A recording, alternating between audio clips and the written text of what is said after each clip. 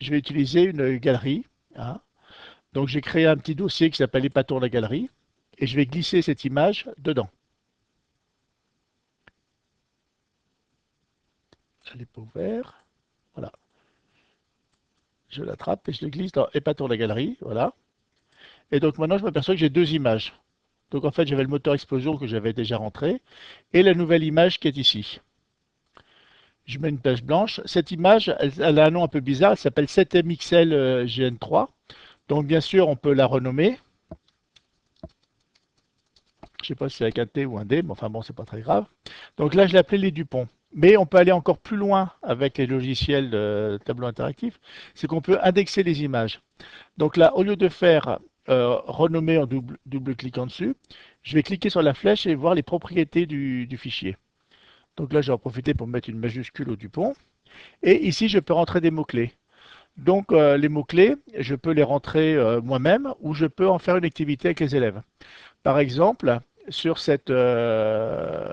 sur cette photo, je vais vous l'afficher pour que vous la voyez bien. Je la reglisse sur la page, hein, et je reviens dans les propriétés.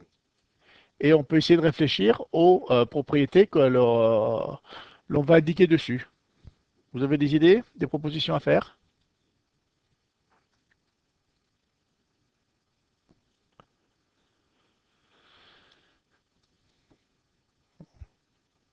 Bon, alors, je vous propose, je vous aide. Je vois voiture. Donc je tape voiture. Par exemple, si je cherche plus tard une photo de voiture, je serais peut-être content de trouver celle-là parce qu'on voit une voiture. Bon, c'est une voiture ancienne, mais on peut le préciser. On voit une explosion aussi peut-être.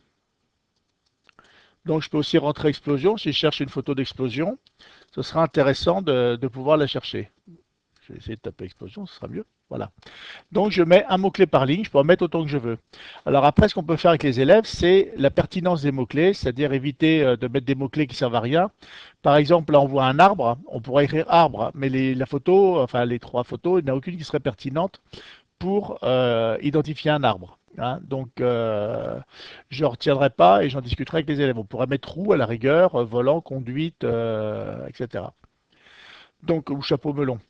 Donc je fais OK, donc j'ai appliqué. Et maintenant, dans ma galerie, je peux chercher. Par exemple, je vais chercher explosion. Je clique sur l'icône où j'appuie sur Entrée, mais je cherche explosion et il va donc me trouver des images qui correspondent à explosion, hein. Bon, là, on a des explosions, hein. Et on a l'image en particulier, celle qu'on a rentrée dans la galerie. Voilà. Donc ça permet à tout moment, imaginons qu'en classe, le terme d'explosion arrive, pas grave, eh ben, j'ai une explosion de lave, voilà, c'est une explosion, donc je peux trouver les éléments. Dans ce logiciel, on voit quelque chose qui est intéressant, c'est les dossiers connexes. C'est les dossiers dans lesquels sont rangées les images, hein, les images de la galerie. Là, le nôtre, il n'est pas très organisé puisqu'il est juste dans notre galerie, épatons la galerie, mais par exemple, il y a les catastrophes naturelles. Donc, on pense que l'éruption peut être dedans. Les explosions stellaires avec constellation, hein. Les expressions, il y a peut-être quelque chose qui a en lien avec ça, hein. Les phénomènes naturels, vagues, vibrations, sons, vocabulaire. Donc là, on a différentes catégories. Ça peut nous permettre de trouver des mots qui sont soit de la même famille lexicale, soit des antonymes, soit des objets ou des mots qui peuvent nous intéresser.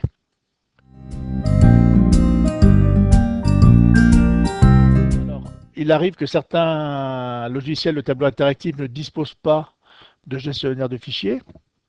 Mais bon, tous les systèmes d'exploitation ont un système pour gérer les fichiers de l'ordinateur. Donc, on est dedans, on peut choisir, en condition d'avoir rangé correctement les images dans son ordinateur, on peut trouver les images dessus. Il y a aussi un petit module de recherche. On peut rentrer un moteur de recherche pour trouver son image. C'est un petit peu moins pratique parce qu'après, une fois qu'on aura trouvé l'image, il faudra la glisser dans le navigateur, enfin, pardon, dans le logiciel de tableau interactif ou le logiciel qu'on utilise. C'est un tout petit peu moins pratique, mais ça reste utilisable. Après, il y a des logiciels externes spécialisés, comme Irfan View qui est gratuit ou Adobe Bridge qui est payant, mais pas forcément très cher, c'est un abonnement pour les enseignants. Euh, ces logiciels permettent de rentrer des mots-clés et de faire des recherches en voyant les images, y compris vidéo ou autres. Donc c'est assez pratique de les utiliser euh, plus que le navigateur Internet incorporé au système d'exploitation. Mais le système d'exploitation, c'est celui qui coûte le moins cher et vous l'avez d'office avec votre ordinateur. Donc ça reste une bonne option. L'idéal étant le logiciel intégré à l'ordinateur, la partie intégrée, donc ce que j'appelle la galerie, hein, donc d'où le jeu de mots de départ de cette conférence.